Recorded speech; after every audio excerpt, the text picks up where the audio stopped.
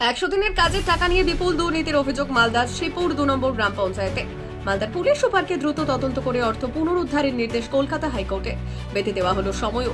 ইতিমধ্যে এই অভিযোগ সামনে আসতেই বর্তমানে শ্রীপুর 2 নম্বর গ্রাম পঞ্চায়েতের প্রধান হাইকোর্টের নির্দেশকে মান্যতা দিয়ে তদন্তে সম্পূর্ণ সহযোগিতার কথা জানিয়েছে। জানা গেছে 2017 সাল থেকে 2021 সাল পর্যন্ত 100 দিনের কাজে বিপুল দুর্নীতি হয়েছে। 10 লক্ষ টাকার বেশি বিভিন্ন প্রকল্পকে তুলনামূলকভাবে কম টাকার প্রকল্পে রূপান্তরিত করে কোনো রকমের টেন্ডার প্রক্রিয়া ছাড়াই এক একজনের হাতে সম্পূর্ণ বেআইনিভাবে দিয়ে দেওয়া হয়েছে। সরকারি নিয়ম অনুযায়ী 1 লক্ষ টাকার বেশি কোনো প্রকল্প হলে সেখানে টেন্ডার ডাকতে হয়, কিন্তু সেই সময় শ্রীপুর 2 নম্বর গ্রাম পঞ্চায়েতের তৃণমূল প্রাক্তন প্রধান সেরিনা বিবি তার আমলেই এই দুর্নীতি হয়েছে। প্রধান সেই প্রক্রিয়া এড়াতেই টাকার পরিমাণ কমিয়ে দেওয়া হয়েছে।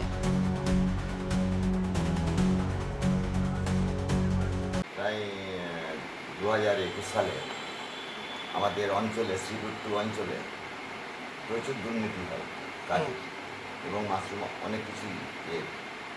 সেই দুর্নীতি দেখে আমি যে কমপ্লেনটা করি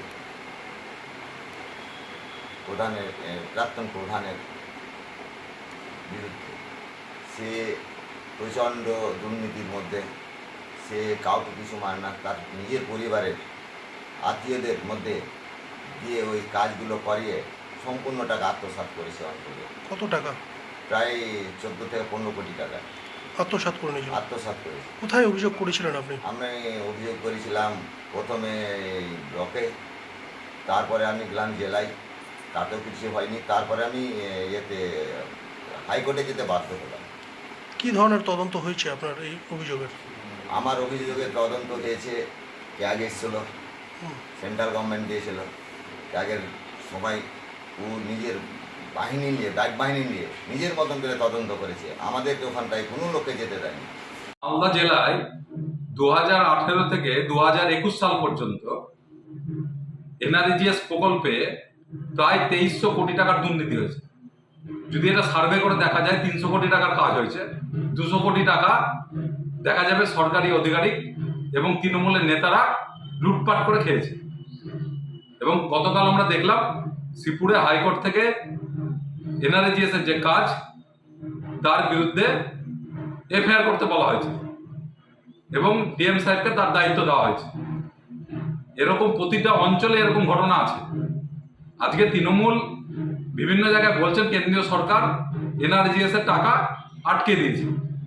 আটকেছে ঠিকই, কারণ কি একটা জেলাতেই যদি 2000 কোটি টাকা চুরি করে খায় তৃণমূল জনগণের টাকা, তাহলে সারা পশ্চিমবঙ্গের সমস্ত জেলা থেকে কত টাকা এনআরজিএস এর নয়চয় হয়েছে। আর এটা যাতে বন্ধ হয় তার কারণে কেন্দ্রীয় সরকার এটাকে বন্ধ করে রেখেছে, যাতে তৃণমূলের নেতারা জনগণের টাকা আত্মসাৎ না করতে পারে।